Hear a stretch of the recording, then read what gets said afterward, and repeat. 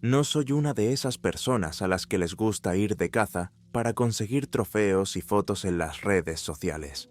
Para mí, la caza siempre ha sido una forma de alejarme del ajetreo y estar a solas con la naturaleza. Crecí en una pequeña ciudad en las estribaciones de las montañas del estado de Washington, y desde pequeño estaba acostumbrado a vagar por los bosques. Pero un día me sentí atraída por la naturaleza y decidí hacer un viaje a Alaska. Siempre había querido experimentar la naturaleza, las vastas extensiones y los vientos helados. Compré un billete, empaqueté mi equipo y me dirigí a un pequeño pueblo que sería el punto de partida de mis rutas de caza. Allí me dieron un consejo. No te metas con el clima local. Puede encerrarte en una trampa en cuestión de minutos. Por supuesto, me lo tomé en serio, pero no pensé que fuera a ser tan duro. Los primeros días fueron relativamente tranquilos. Me alojé en un pabellón de caza de un conocido y salí a pescar no muy lejos, con un rifle tras una liebre blanca, intentando de vez en cuando cazar un zorro. A decir verdad, quería ver caza más seria, pero no me arriesgaba a cazar solo un animal grande como un alce o un oso. Pero disfrutaba del paisaje: interminables campos blancos, árboles helados, montañas lejanas.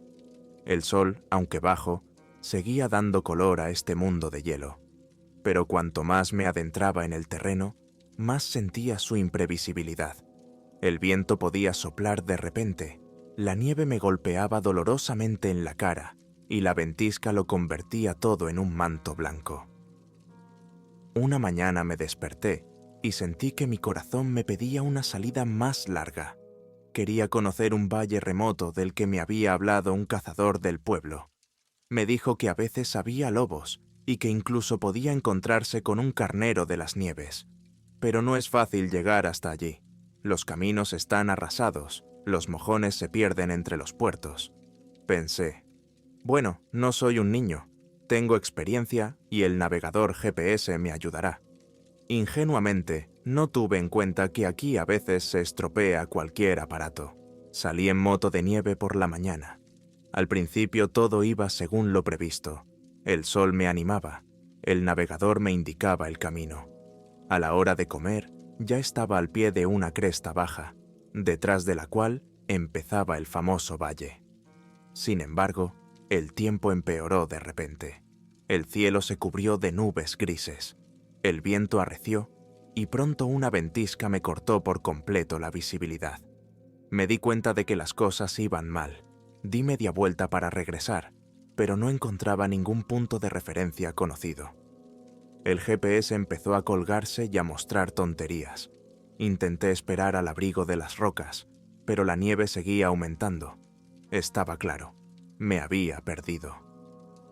Varias horas de inútiles intentos por orientarme me llevaron a la conclusión de que la gasolina de la moto de nieve se estaba agotando y me alejaba cada vez más de los lugares habituales. Un pequeño pánico me susurró: morirás congelado si no encuentras refugio. Estaba a punto de hacer un refugio primitivo en la nieve, pero entonces apareció delante algo negro sobre un fondo blanco. Al principio pensé que era una roca, pero cuando me acerqué, vi losas planas de hormigón y tramos de valla. Parecía algún tipo de base militar o científica, y estaba abandonada. Era difícil de ver con la tormenta de nieve, así que consideré una suerte poder refugiarme allí.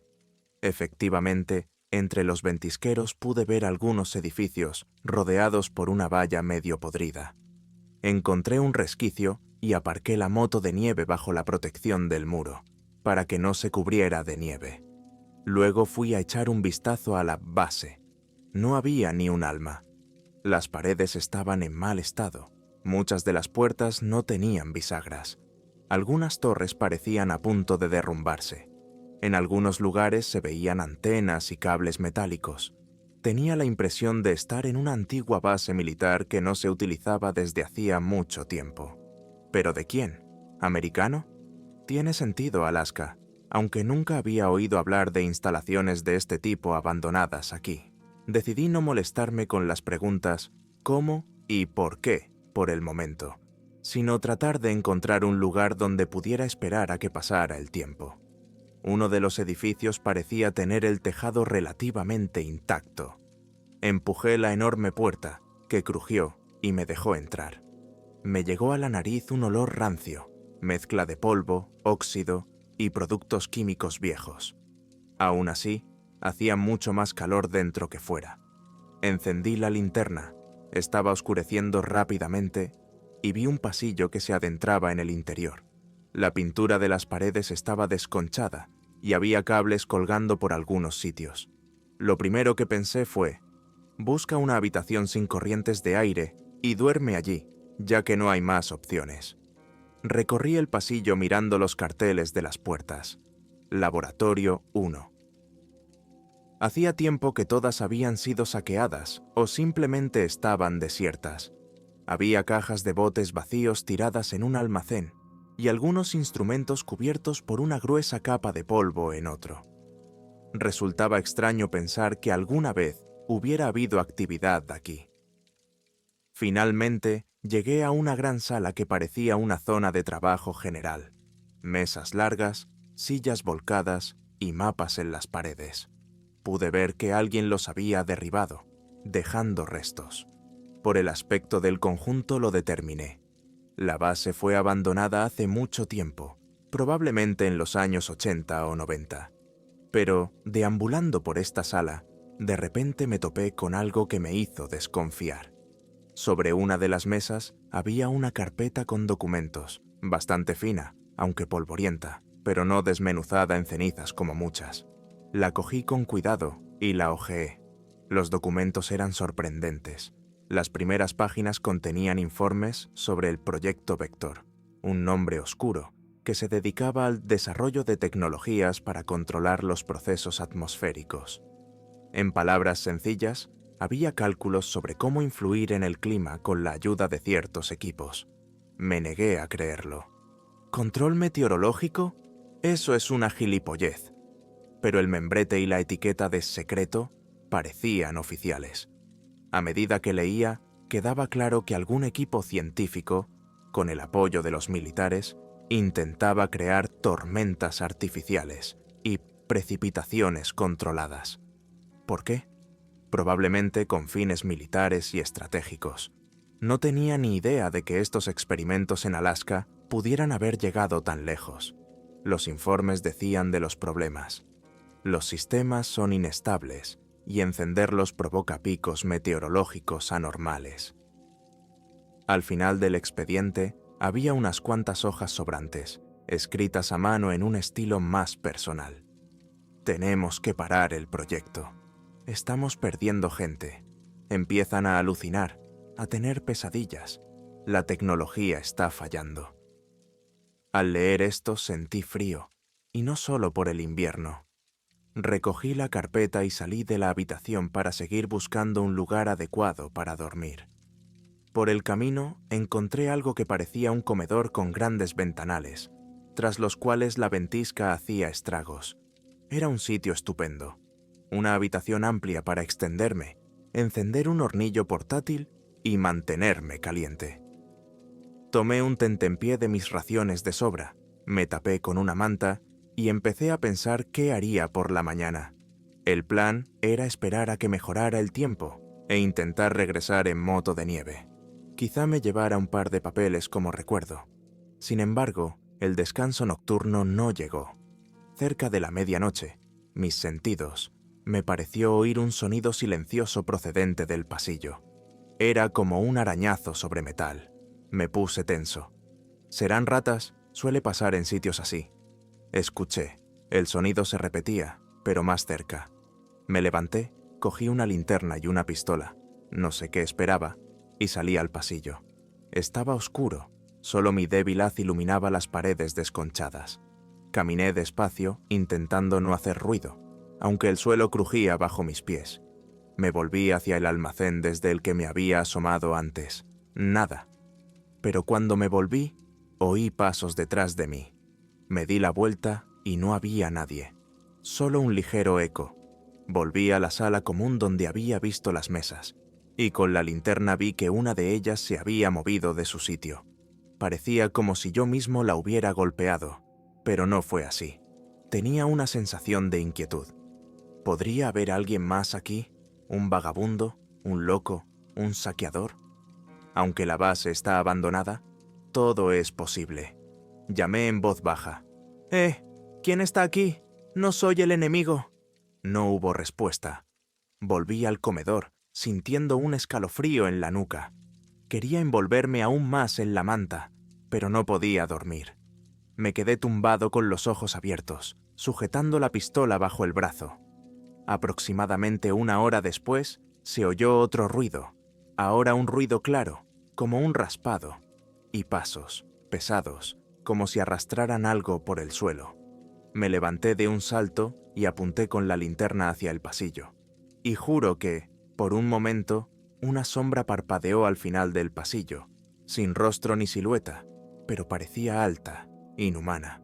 Mi corazón palpitó como un frenesí. Me apresuré a entrar, pero la sombra había desaparecido. Solo había una puerta entreabierta, aunque la había visto cerrada antes. Al acercarme, la puerta decía climatización. Dentro, muchos mandos a distancia, muchos instrumentos, y daba la sensación de que alguien se escondía entre ellos. Me acerqué, iluminé cada rincón. Estaba vacío, pero el aire era extrañamente cálido, como si los instrumentos hubieran estado funcionando aquí recientemente. Imposible, murmuré. Al fin y al cabo, todo había estado desenergizado durante décadas. Sentí náuseas, me sentí mareado y mis ojos nadaban delante de mí. De repente me fijé en un panel de la pared. Algunas bombillas parpadeaban débilmente.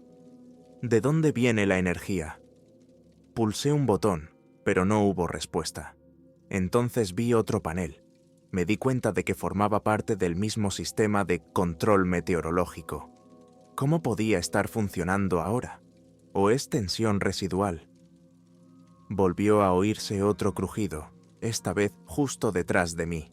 Me di la vuelta y el haz de la linterna captó algo durante una fracción de segundo. Una silueta alta y delgada, casi confundida con las sombras, ojos o algún tipo de puntos brillantes en su cara. «No voy a mentir», grité, violentamente. Al instante, la criatura se echó a un lado, moviéndose a una velocidad anormal. Disparé un tiro al vacío. El ruido del disparo me ensordeció durante un segundo, y cuando recuperé la audición, oí una fuerte respiración, o un siseo, procedente de la otra esquina de la habitación.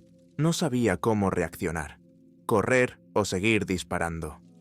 Acabé corriendo de vuelta al pasillo, intentando encontrar el camino hacia la salida. Sin embargo, la base era un laberinto, y tardé unos minutos en llegar por fin a la puerta principal. Cuando la empujé con fuerza para abrirla, entró un viento helado. Menos mal que la moto de nieve estaba en su sitio. Sin embargo, el tiempo no mejoró. Había un muro de ventisca, la visibilidad era de 10 metros, pero me di cuenta de que quedarme dentro era toparme con ese mismo algo. No había duda de que algo claramente hostil había quedado en la base. Tal vez fuera el resultado de experimentos, una criatura, o un mutante, o algo energético. Parecía una locura, pero no tenía otra explicación. Arranqué la moto de nieve, confiando en que hubiera suficiente gasolina. Estornudó, pero arrancó. Partí al azar, sin saber qué dirección tomar, solo para alejarme de la maldita base. La nieve le abofeteaba la cara, el viento era helado. El navegador seguía mostrando tonterías. Intentaba navegar de memoria para llegar a las montañas de las que había salido. Un par de veces estuve a punto de chocar contra rocas salientes. Una vez volqué, pero la moto de nieve no sufrió daños graves y volvió a arrancar. Parecía como si la ventisca estuviera allí por una razón. Era como si la propia base la hubiera provocado como parte del control meteorológico, y ahora intentara no dejarme salir.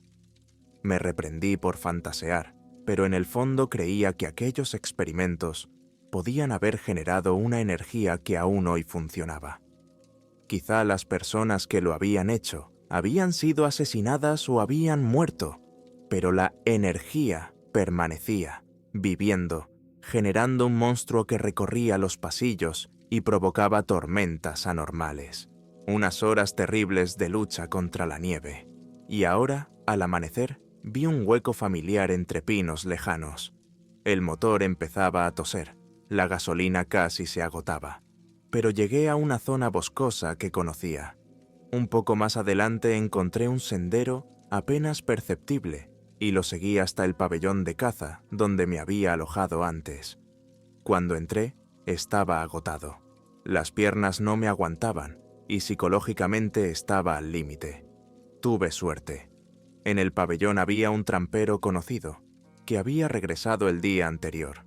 Me miró estupefacto mientras yo, con ojos enloquecidos, le contaba lo de la base militar abandonada, lo del monstruo y los experimentos.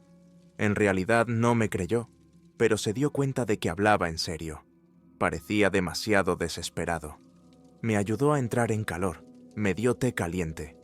Intenté recordar dónde había encontrado exactamente la base, pero mis recuerdos eran confusos. Nieve, hielo, pasillos. Me repetía una y otra vez que había algo allí y que era mejor no ir. Debo decir que unos días después, cuando el tiempo se estabilizó, intenté encontrar ese camino junto con él, pero no pudimos. Era como si el terreno fuera diferente. El navegador no decía nada, o mostraba coordenadas sin sentido, y visualmente, ni rastro de la base, ni vallas. Era como si todo hubiera desaparecido. Empecé a dudar de mi propia memoria. Quizá estaba sobrecargado, alucinando, pero aún tenía los documentos. Saqué la carpeta que había conseguido meter en la mochila mientras huía. Claro, parte se cayó, pero hay algo ahí. Informes borrosos sobre el proyecto Vector, diagramas de algunas instalaciones climáticas. Ese es mi único argumento de que no estaba delirando. Luego intenté enseñárselo a los lugareños. Pocos lo creyeron, pero un anciano del pueblo dijo que en su juventud había habido rumores sobre unas instalaciones secretas, donde habían realizado experimentos sobre el clima, y luego lo habían abandonado todo. Supuestamente, allí hubo una catástrofe, y nadie volvió a ir. Las autoridades lo negaron todo. El anciano negó con la cabeza. Quizá hayas encontrado el lugar maldito, pero suele mantener alejados a los forasteros. Escuché y me di cuenta de que debía de haber salido por pura casualidad. Al final decidí abandonar Alaska. Aquellos recuerdos me perseguían en sueños. Un revuelo en un pasillo oscuro, una criatura alta con ojos brillantes. A veces soñaba con un fuerte estruendo, como si una máquina se encendiera en las entrañas de la base y comenzara una nueva ventisca. Quizá realmente quede allí algo más que un mutante. Quizá la propia estación esté viva, alimentándose de la energía subterránea, y periódicamente libera una criatura para protegerse. No voy a teorizar, es demasiado aterrador. Volví a casa, hojeando estos espeluznantes documentos. Pocas personas que conozco creen mis historias. No le doy mucha importancia porque no quiero que la gente piense que estoy loca. A veces me planteo seriamente enviar los documentos a los periodistas, pero temo meterme en problemas. ¿Y si los militares siguen manteniendo el secreto? El tiempo pasa, pero desde hace meses no puedo olvidarme de esa base.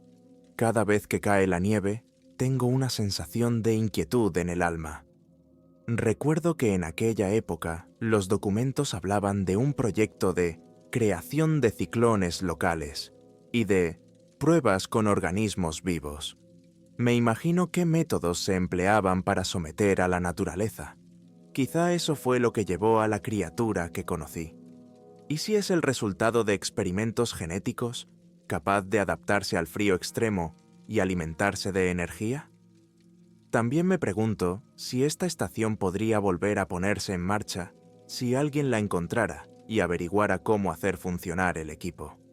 Y entonces, ¿y si hubiera gente que quisiera volver a controlar el clima? La historia nos enseña que el ansia de poder del hombre no tiene límites, y cuando pienso en ello, Me estremezco porque he visto con mis propios ojos a lo que puede conducir. La naturaleza no tolera que la conviertan en un arma. Tal vez mi historia pueda parecer a algunos otra historia de terror, pero confieso que necesitaba hablar y advertir. Si a alguien se le ocurre vagar solo por los páramos nevados de Alaska y encuentra una instalación abandonada, que corra. No intente husmear en el interior.